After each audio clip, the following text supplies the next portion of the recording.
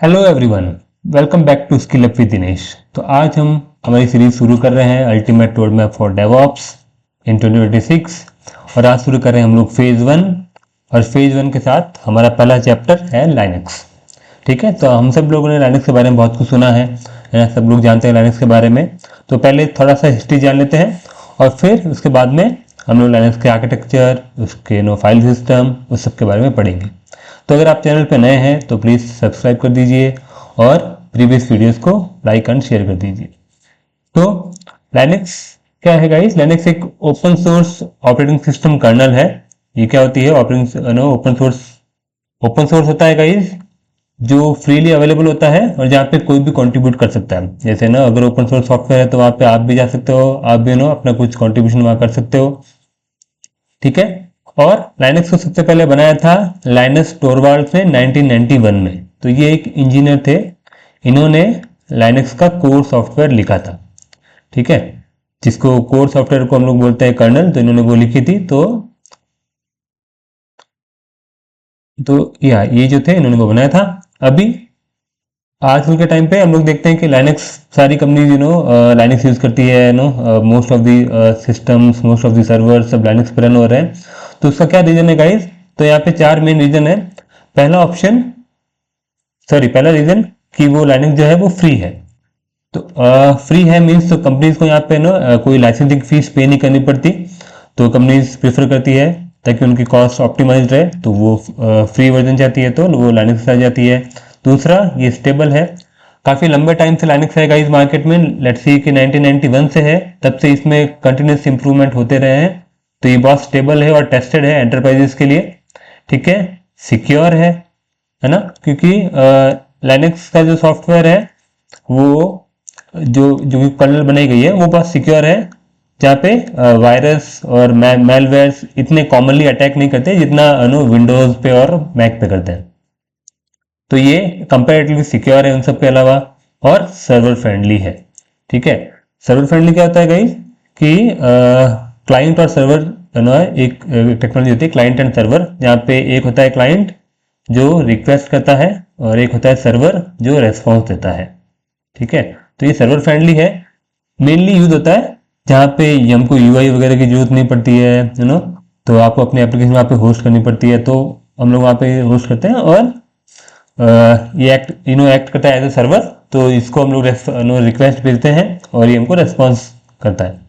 ठीक है, तो ये सर्वर फ्रेंडली है। और इसी के साथ आजकल के टाइम पे गाइस क्लाउड, आप सुनते होंगे ना कि क्लाउड कंटेनर CI/CD, तो उन सब की बैकबोन जो है वो है आपका भाई लिनक्स। ठीक है, तो लिनक्स उन सब की बैकबोन है। तो आज के टाइम पे लिनक्स सीखना बहुत जरूरी है एज अ फंडामेंटल। ठीक है, अभी लेट्स क्विकली हम लोग देख लेते हैं इसका आर्किटेक्चर कि लिनक्स बना हुआ कैसे है ना। तो गाइस इससे पहले थोड़ा सा एक बार समझ लेते हैं कि ये आर्किटेक्चर क्या होता है और ये कैसे काम करता है। तो हमारे पास जो भी सिस्टम है, लेट्स से लैपटॉप होगा ना, आपके पास जो भी पीसी होगा, उसमें क्या होगा, आपके पास कुछ होंगे हार्डवेयर्स, है ना। जैसे आपका सीपीयू होगा, ठीक है, और सीपीयू के अंदर आपके लेट्स से मेमोरीज होगी, और स्टोरेज होगी, मदरबोर्ड होगा, उसका कुछ उसके इनपुट आउटपुट पेरिफेरल्स होंगे, है ना। तो ये तो होगा इसका हार्डवेयर। ठीक है, अब इसके अंदर लगा हुआ हो गया एक सॉफ्टवेयर, इसके ऊपर ना एक सॉफ्टवेयर लगा हुआ होगा। अगर आप सब लोग मैक यूज़ कर रहे हो या फिर विंडोज़ यूज़ कर रहे हो, तो आप जैसे विंडोज़ या फिर मैक वॉटेवर, ये होगा एक सॉफ्टवेयर। ठीक है, ये सॉफ्टवेयर क्या करता होगा गाइस, ये आपके हार्डवेयर से इंटरेक्ट करता है ना। जैसे आप भी कोई प्रोग्राम रन करते हो तो विंडोज़ हार्डवेयर के पास जाएगा और बोलेगा चलो यार इस प्रोग्राम को 2 GB मेमोरी दे दो, इसको 1 GB मेमोरी दे दो, तो हार्डवेयर से इंटरेक्शन करता है। तो लाइनक्स में भी ये है कि एक हार्डवेयर होता है। यस, किसी भी चीज़ को रन करने के लिए हार्डवेयर सबसे पहली जरूरत है, तो हार्डवेयर चाहिए। उसके ऊपर है कर्नल, जो मैंने कहा था, मैं थोड़ी देर पहले कहा था कि लाइनक्स की जो कर्नल है वो इन्वेंटेड की गई थी लाइनस टोरवाल्ड्स के द्वारा। तो इन्होंने वो सॉफ्टवेयर लिखा है जो हार्डवेयर से कम्युनिकेट करता है। ठीक है, इसके ऊपर आते हैं हमारी शेल मीन्स इंटरफेस, जिससे आप कर्नल को कमांड दे पाते हो और कर्नल फिर हार्डवेयर को कमांड दे पाती है। शेल मीन्स हो गया हमारे टर्मिनल। जब भी आप लाइनक्स में काम करते हो तो आप लोग, हमारे पास यूआई ऑप्शन कम होता है, तो हम लोग टर्मिनल के थ्रू काम करते हैं, हम लोग कमांड देते हैं तो हमारी कमांड फिर जो है कर्नल पर जाती है और कर्नल उसके हिसाब से फिर हार्डवेयर एलोकेट करता है ना। तो जैसे फॉर एग्जांपल अगर मैं एक सिंपल सा एग्जांपल लूँ यहाँ पे, आपने बोला कि भाई है ना मुझे एक प्रोग्राम रन करना है, लाइनक्स को बोला कि भाई मेरी वेबसाइट रन कर दो, है ना। तो आपने कमांड दी कि ना रन ऐप, तो ये कमांड इंस्ट्रक्शन फिर जाएगा कर्नल के पास, है ना। कर्नल यहाँ से डिसाइड करेगा कि आपके प्रोग्राम को कितनी मेमोरी वगैरह मिलनी चाहिए, तो ये जाएगा फिर हार्डवेयर के पास। अब हार्डवेयर तो लिमिटेड है ना, लेट्स से हमारे इसके पास 2 GB ही रैम होगी, तो ये इसको बोलेगा ठीक है यार इस एप्लीकेशन को चाहिए, तो 2 GB से 2 GB में से 1 GB तो यूज हो रखा है, 1 GB पड़ा है तो मैं तुझे 1 GB दे देता हूँ, तो 1 GB एलोकेट वहां से हो जाएगा। तो कर्नल बेसिकली हमारे एप्लीकेशन और हार्डवेयर के बीच में एक इंटरफेस है, ठीक है।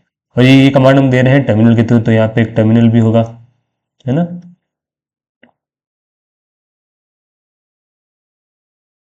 ठीक है, तो ये अब जो जो मैंने बोला कि शेल का टर्मिनल है, अब उसके ऊपर हमारी कुछ एप्लीकेशन और यूटिलिटी होगी ना, तो जिस शेल के थ्रू हम लोग एप्लीकेशन और यूटिलिटी चला पाएंगे।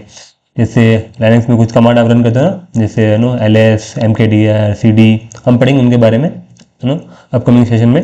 तो उन सब कमांड को हम लोग बोलते हैं एप्लीकेशन और यूटिलिटीज, ठीक है। तो इतना क्लियर हो गया। अभी देखो हार्डवेयर में टर्मिनल्स नो प्रिंटर्स डिस्क जो भी मतलब आपके पेरिफेरल्स हैं वो भी इससे कनेक्टेड होते हैं, वो भी हार्डवेयर में ही आता है ना। तो क्योंकि जब जैसे फॉर एग्जाम्पल लेते हैं कि आपको कुछ प्रिंट करना है, तो आपने एक एप्लीकेशन बनाई नो, और फिर आप कमांड दे रहे हो कि मुझे इस एप्लीकेशन के थ्रू एक पेज प्रिंट करना है, तो वो कमांड फिर कर्नल के पास जाएगी और कर्नल हार्डवेयर को बोलेगा कि हाँ भाई एक प्रिंटर अटैच्ड है, उसको बोलो कि एक पेज प्रिंट कर दो। तो वो ऐसे जो है पूरा पूरा इंटरेक्शन होता है।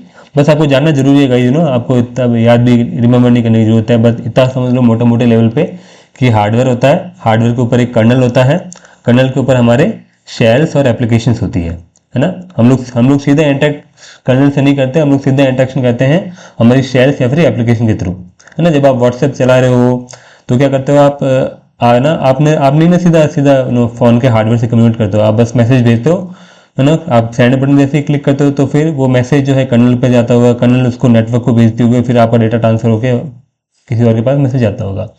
तो ऐसे ये सब पूरा सिस्टम चलता है, ठीक है। और ये मोटा मोटा आर्किटेक्चर हर जगह फॉलो होता है guys, not only Linux, Windows में भी ऐसे ही होता है ना। ये तो यहाँ पे अगर हम लोग बोलेंगे शैल और कर्नल, शैल जो हो गया हमारा विंडोज का यूआई हो गया ना, जैसे मैं बटन पे क्लिक कर रहा हूँ या मैं इसको मिनिमाइज कर रहा हूँ, कुछ यहाँ पे क्लिक कर तो मेरा ये यूआई हो गया। तो यहाँ पे मेरी कमांड लेके फिर वो जो विंडोज का एक कोर सॉफ्टवेयर होगा, है ना, जैसे इसको बोल सकते हैं विंडोज में System32, आपने कहीं सुना होगा System32 विंडोज का सॉफ्टवेयर है, तो वो हार्डवेयर से इंटरेक्शन करेगा, ठीक है। अब इसके ऊपर बहुत सारी एप्लीकेशन हो सकती है, तो ये आर्किटेक्चर ऐसे काम करता है। अभी ये है इसका मेन पार्ट कि लाइनक्स में एवरीथिंग इज अ फाइल, है ना। तो सबसे पहले लाइनक्स को बोलते हैं कि लाइनक्स जो है हमारा एक फाइल बेस्ड सिस्टम है ना। तो everything in Linux is a file, है ना। अगर एक यूजर बन रहा है तो वो भी इंटरनली लिनक्स में एज अ फाइल रिप्रेजेंट होता है, परमिशंस नो, अगर आप कुछ डायरेक्टरी बनाते हो तो भी वो एज अ फाइल ही रिप्रेजेंट होती है। तो लिनक्स में एवरीथिंग इज फाइल। अभी लिनक्स में फाइल हायरार्की होती क्या है ना, तो कुछ ऐसी दिखती है लिनक्स में फाइल हायरार्की, ठीक है। तो सबसे पहले जो होती है रूट डायरेक्टरी होती है ना। सबसे पहले होता है रूट, ये रूट अलग है और रूट यूजर एक अलग है, ठीक है, बट इसको बोलते हैं रूट स्लैश, तो इसको बोला जाता है कि ये रूट है। लिनक्स में सबका पेरेंट रूट होता है, ठीक है, सबका पेरेंट रूट होगा, है ना। एट द एंड वो जाके रूट सबका पेरेंट होगा, मतलब रूट एक है, क्योंकि जैसे पेड़ होता है ना गाइस, एक पेड़ की होती है जड़, जड़ के ऊपर होता है तना, तने के ऊपर होती है टहनी और फिर पत्ते और वो फूल पत्ती सब होते हैं। तो जैसे और वो सब रूट से ही बन के आए हुए होते हैं, तो लिनक्स में सब कुछ रूट पे न होता है। अब कुछ कॉमन डायरेक्टरीज होती है गाइस जो आपको हर लाइनक्स सिस्टम में मिलेगी, ठीक है। बहुत सारे लाइनक्स ऑपरेटिंग सिस्टम है, उसके बारे में हम लोग बाद में बात करेंगे, बट ये जो डायरेक्टरीज, ये जो फाइल सिस्टम है वो सारे लाइनक्स में कॉमन रहता है। सबसे पहले होता है बिन डायरेक्टरी। बिन डायरेक्टरी में क्या होता है, आपकी जो भी कॉमन यूजफुल कमांड्स होती है वो वहाँ पे प्रेजेंट होती है ना। जैसे आप अगर कमांड रन करते हो कैट cd cp डेट एको, तो उन सब की डेफिनेशन, उन सब की बाइनरीज जो है वो बिन डायरेक्टरी में है। ठीक है, डायरेक्टरी बोलते हैं लेकिन, ठीक है। और फिर दूसरा आ जाता है हमारा etc, जहाँ पे हमारी सारी कॉन्फ़िगरेशन फाइल्स होती है सिस्टम की, है ना। तो जब भी आप कुछ जब भी आपको कुछ कॉन्फ़िगरेशन करना हो लिनक्स के अंदर, कुछ मॉडिफाई करना हो, तो वो आप etc में जाके करते हो। ठीक है, जैसे जैसे क्रोन टैब हो गई, कप्स हो गए, फॉन्ट्स, एफएस टैब, अगर आप कुछ आप अपनी लिनक्स को एज वेब सर्वर होस्ट कर रहे हो, तो वहाँ पे आपको होस्ट डॉट कॉन्फ होती है, होस्ट होते हैं, उन सब फाइलों को आपको कॉन्फ़िगरेशन करना पड़ता है। तो ये जो डायरेक्टरी है etc, ये बहुत वाइडली यूज होती है डेवऑप्स में। ठीक है, क्योंकि जब भी आप कुछ एप्लीकेशन वगैरह सेटअप करोगे तो आपको कॉन्फ़िगरेशन उससे करने पड़ेंगे, और वो कॉन्फ़िगरेशन etc डायरेक्टरी में जाके होंगे। ठीक है, फिर है एक, अब तो ये तो हो गया बिन, ठीक है, जहाँ पे कुछ एसेंशियल बाइनरीज पड़ी होगी। एक होता है सिस्टम बिन, जहाँ पे सिस्टम रिलेटेड इंफॉर्मेशन होती है। इसमें तो क्या होता है गाइज, जैसे आपकी कॉमन कमांड्स होगी कैट, जो नॉर्मल यूजर यूज करता है। अब इसमें क्या होता है कि जो सिस्टम लेवल बाइनरीज होती है जो लाइनक्स का सिस्टम इंटरनली यूज करता है, वो इसके अंदर होती है जैसे F disk, F S C K, halt, I F config, आपकी I P related information, init, जब आप रिबूट करते हो, राउट करते हो, तो वो सारी इन्फॉर्मेशन आपके एस बिन के अंदर होती है। ठीक है, नेक्स्ट है हमारा यूजर डायरेक्टरी, है ना। अब इसके अंदर क्या होता है कि सारी रीड ओनली यूजर एप्लीकेशंस होती है ना। ये कस्टमाइज हो पाता है गाइज, जैसे इसके अंदर है ना कुछ बाइनरीज पड़ी होगी जो आपके नेसेसरी प्रोग्राम्स को रन करने में काम आती है। ठीक है, जैसे इसके अंदर और सब डायरेक्टरीज होती है, जैसे इसके अंदर एक यूजर बिन होता है ना, जहाँ पे आपके सारी यूजर से रिलेटेड कमांड्स होती है ना। एक यूजर इंक्लूड होता है जहाँ पे सारी जो भी आप स्टैंडर्ड कोड होता है वो वहाँ पे होता है। ठीक है, एक होता है यूजर लिब होता है, जहाँ पे अंदर ऑब्जेक्ट बिन लिब वो सब फाइलें होती है। और एक होता है यूजर लोकल, वो एक यूजर स्पेसिफिक होता है। जैसे आप किसी एज ए यूजर लॉगिन करोगे, लेट्स से आपने लॉगिन किया एज ए यूजर XYZ, तो उसके रिलेटेड होता है वो सब। ठीक है, इतना डेप्थ में आपको जाने की जरूरत नहीं है वैसे भी। अगली जो हमारी है इम्पोर्टेंट फाइल, वो है वेर, है ना। तो ये देखो तो सबके आगे आप देख रहे हो स्लैश लगा हुआ है ना, तो ये मीन्स रूट, ये होता है रूट और फिर उसकी फाइल सिस्टम। तो ये होता है यहाँ पे हमारे सारे वेरिएबल डेटा होता है। तो जब भी आपकी एप्लीकेशन रन होती है ना, आपने कोई एप्लीकेशन वगैरह सेटअप कर दी लिनक्स के अंदर, तो जब वो फाइल रन होगी तो वो फाइल इस डायरेक्टरी के अंदर अपना सारा मेटा डेटा को राइट करेगी। जैसे जब वो फाइल चल रही है तो कुछ लॉग जनरेट होंगे तो वो स्लैश वेयर लॉग के अंदर होंगे, है ना।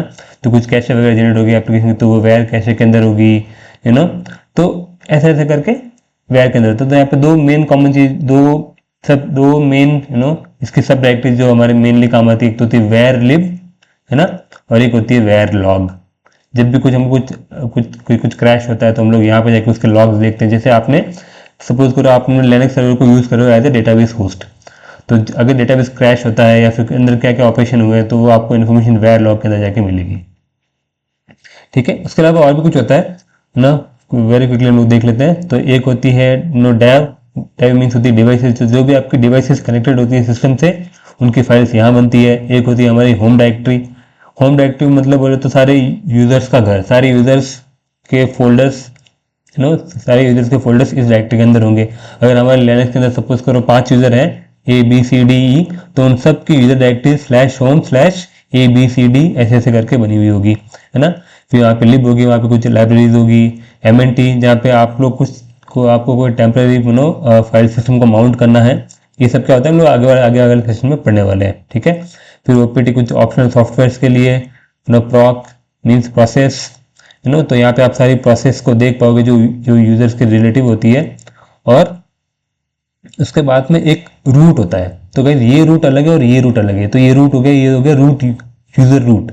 तो हर एक लिनक्स में क्या होता है, एक रूट यूजर होता है बाय डिफॉल्ट, तो ये वो रूट यूजर है। ठीक है, एक होती है रूट डायरेक्टरी। ठीक है, तो ये दोनों में डिफरेंस है।